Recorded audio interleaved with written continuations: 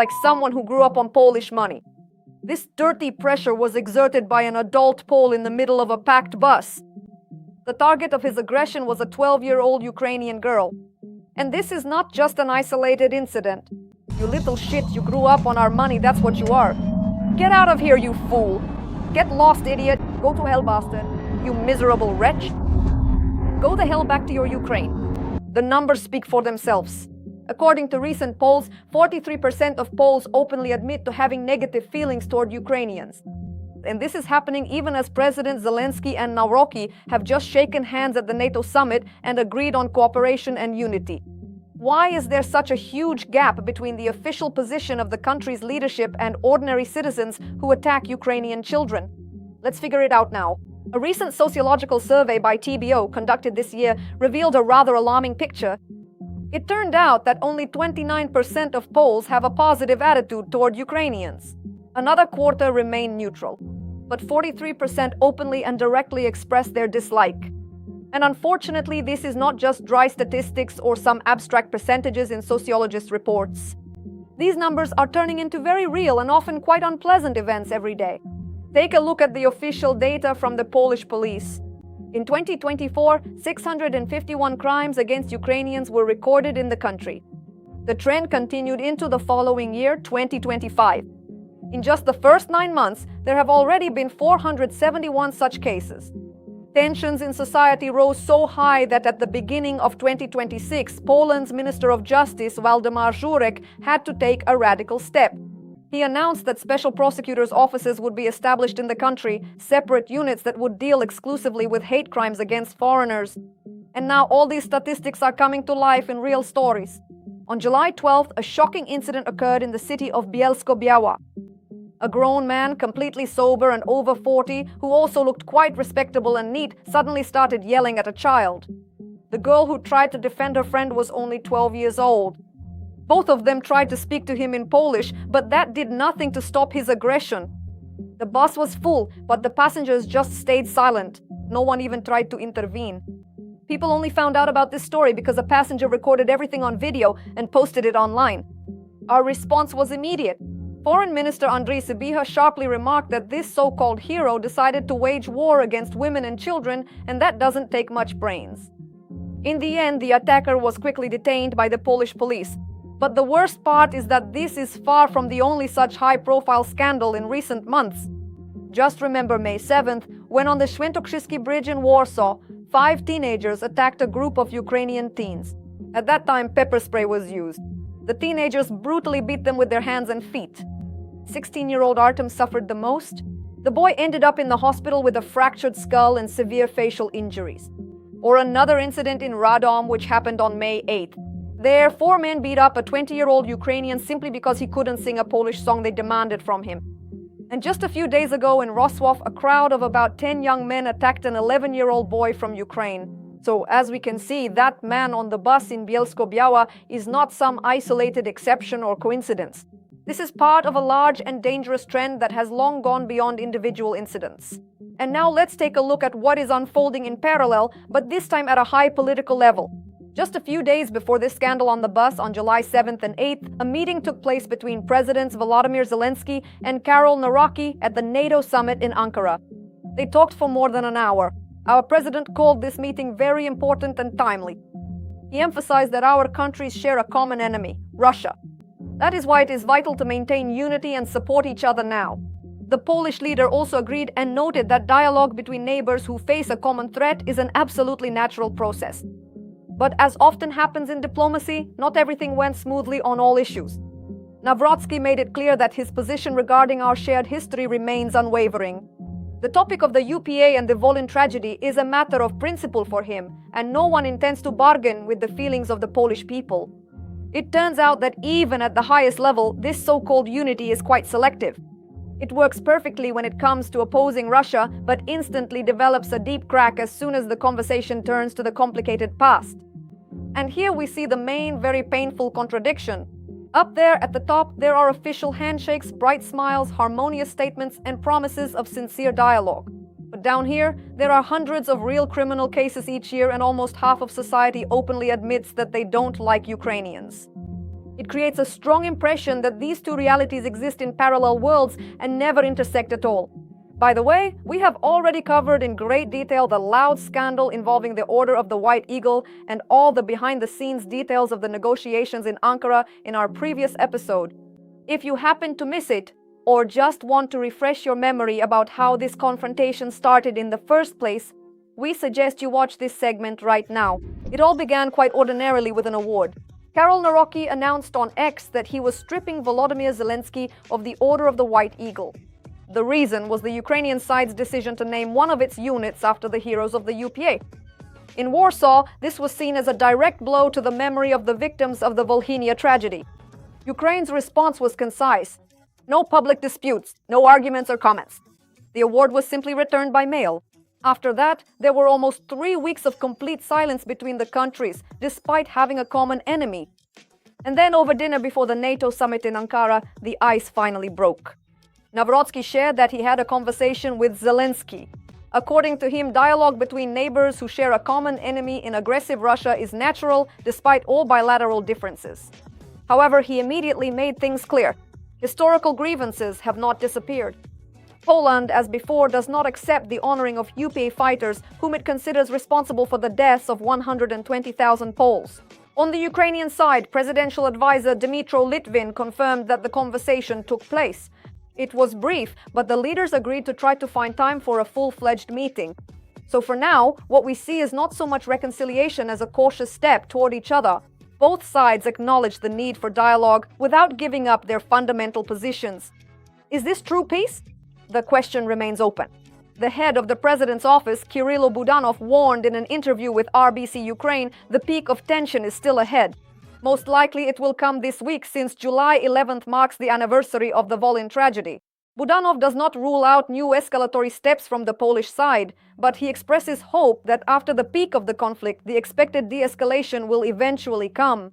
The situation was most aptly summed up by Poland's foreign minister, Radosław Sikorski. He noted that the Russians are clearly enjoying how successfully they have managed to set Poles and Ukrainians against each other through provocations. History cannot be rewritten, and the victims cannot be brought back. But instead of tearing each other apart, it is worth seeking a path to reconciliation for the sake of a shared future. It is telling that this year, for the first time in 23 years, there will be no joint commemoration ceremony. The events will be held separately in Chełm and Warsaw. Therefore, the dinner in Ankara is rather a signal of readiness for dialogue, not the end of the story. It seems the leaders agreed not to let the past completely destroy the future, precisely at a moment when it would be most inopportune. After all, disputes among NATO allies are nothing new. Just look at what the alliance has brought to previous summits. In January, after the brilliant US operation to abduct Venezuelan President Maduro, the Trump administration set its sights on a NATO ally, Denmark. The United States wanted to take control of Greenland. At the same time, in his speeches and statements about Denmark needing to sell the island, the US president did not hold back. He spoke about economic blockade, the use of military force, and insisted that Greenland would end up under the American flag no matter what. We are going to take action regarding Greenland, whether they like it or not. 8 European countries came to Greenland's defense and issued a statement against the annexation of the island. In response, the United States raised tariffs. Europe, in turn, suspended the implementation of the trade agreement with Washington. But after lengthy consultations with the Europeans and criticism within the country, even from fellow Republicans, Trump backed down. The agreement was extended, but all of this affected unity, including within NATO. I have tremendous respect for the people of Greenland as well as for the people of Denmark, tremendous respect. But every NATO ally is obliged to be able to defend its own territory. From one summit to the next, Trump had yet another reason to take offense at NATO. Even 25 years ago, I said that NATO is a paper tiger. And most importantly, we will come to their aid, but they will never come to ours. On February 28, 2026, the United States, together with Israel, launched an operation against Iran and promised a swift overthrow of the regime. But the war dragged on for weeks and months. The alliance countries not only ignored the call for unity, but also criticized the operation. NATO is not an alliance for interventions, and that's why NATO is not involved here at all. From the very beginning, I stated my opinion about this war, and nothing has changed. Emmanuel Macron called the war a violation of international law. But in the end, having obligations to the Gulf countries, he deployed Rafale fighter jets, air defense systems, and sent an aircraft carrier there. I gave the order for the aircraft carrier Charles de Gaulle, its air group, and the escort frigates to set course for the Mediterranean Sea. Trump's behavior outraged his partners. The conflict with European leaders was escalating, but what saved NATO from a complete split was the Europeans' decision to ultimately grant access to their bases. In particular, London allowed the Americans to defend their allies and Israel from the Chagos Islands. Eventually, the Trump administration compiled a so-called list of disobedient and obedient NATO allies who were to be punished for refusing to support the US war in Iran. And at the top of the shortlist is without a doubt Spain, the only country that never allowed American fighter jets to fly through its airspace. Overall, the operation in Iran only highlighted the lack of unity within NATO. The allies were outraged that Trump did not warn them about the invasion, but it later became clear that this was his plan all along. You see, when we acted very decisively and didn't tell anyone about it because we wanted to preserve the element of surprise. Who knows about suddenness better than Japan? Why didn't you tell me about Pearl Harbor?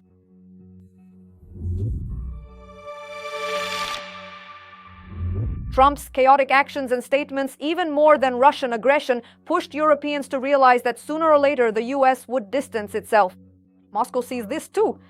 This year, Russian drones have entered both Poland and Romania. There has also been unrest in the airspace of the Baltic countries. But the US does not see this as escalation, or at least they do not state so publicly. But in the end, Washington still warned Warsaw about the risk of Russian provocations on their territory in the coming months. Satellite images show that Russia has increased its military presence along the border with Finland and other EU countries. An intercontinental missile and nuclear weapons have been deployed in Belarus. The Baltic countries understand the threat of invasion, spend more on defense than the NATO standard, and are strengthening their borders.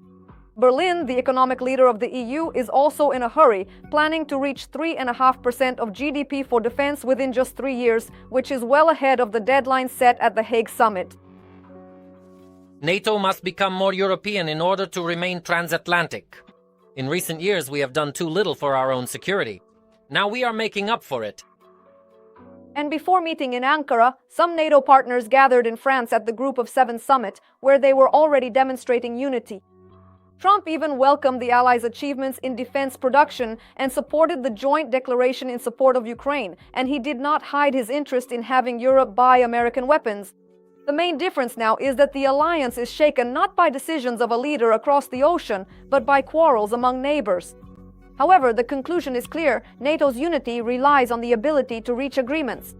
While Kyiv and Warsaw are searching for a compromise, the summit in Ankara has already produced concrete results.